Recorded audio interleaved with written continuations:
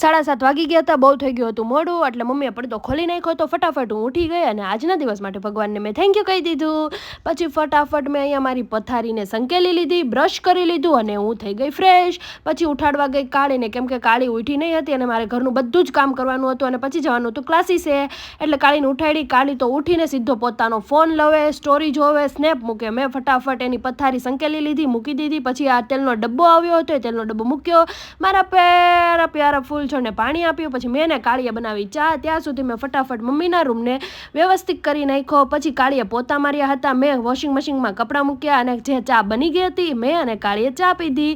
મોટા મેડમ તો સોફા ઉપર બેસીને જ ચા પીવે અને મેં નાના માણસની જેમ નીચે બેસીને નાસ્તો કરી લીધો. મેં બનાવ્યું મારું ટિફિન, કેમ કે લઈ જવાનું તો આજે રોટલી શાક હતો, મારો પહેલો દિવસ. ફટાફટ રોટલી શાક ને એવું બધું બનાવી લીધું. આ સાઈડ કાળી પોતું મારતી હતી, મમ્મી કચરું કાઢતા હતા અને મેં વાસણ જે નીકળ્યા હતા એ વાસણ ધોઈ નાખ્યા.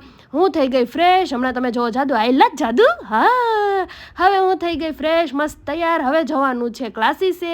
ક્લાસીસ માટે નીકળી ગયા હતા. આ છે કાળી. કાળી પાસે તે રોટલા. ફટાફટ કાળી મને ક્લાસીસે મૂકી ગઈ. ક્લાસીસે હું પહોંચી ગઈ.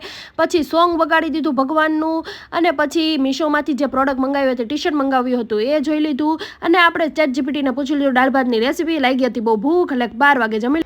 પછી કરી નાખી થોડી સાફ સફાઈ. આ છે મેથીના લાડવા જે લાવી હતી મારી બાજુવાળી. આ છે બાજુવાળી જેણે મને આજે મેથીના લાડવા ખવડાવ્યા. જોકે આને મેથીના લાડવા ના ભાવ્યા. મેં કીધું મેં કોઈ દિવસ ખાધા નથી, લાવો આજ ફર્સ્ટ ટાઈમ ટ્રાય કરું. ટ્રાય કર્યા તો મને બહુ બહુ બહુ બહુ કડવા લાગ્યા.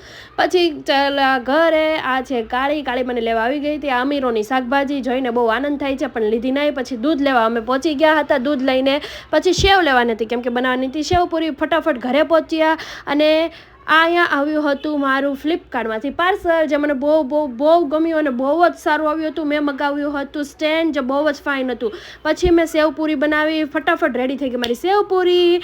અને પછી આ ટેસ્ટ કરવાની વારી હતી, તો સેવપૂરી મેં ફર્સ્ટ ટાઈમ બનાવી હતી.